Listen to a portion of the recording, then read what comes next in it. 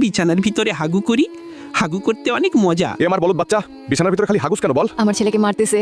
আরে আমার ছেলেকে মেরো না তুমি। মারতাম না কিত্তাম মাগি, সব দোষ তোর। তুই আর তোর ছেলে আজকে ঘর থেকে বের হয়ে যা। আমার ঘরে আর কখনো আসবি না, যা চলে যা। আমার স্বামী আমাকে এবং আমার ছেলেকে ঘর থেকে বের করে দিল। কি করব এখন? বস্তুতি থাকতে হবে।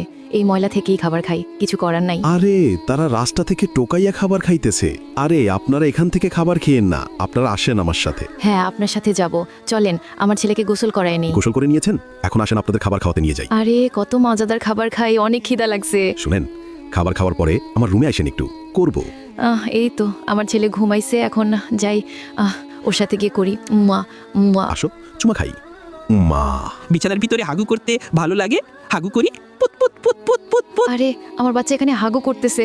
আমার আগের স্বামী বের করে দিছে, এখন সেও তো বের করে দিবে।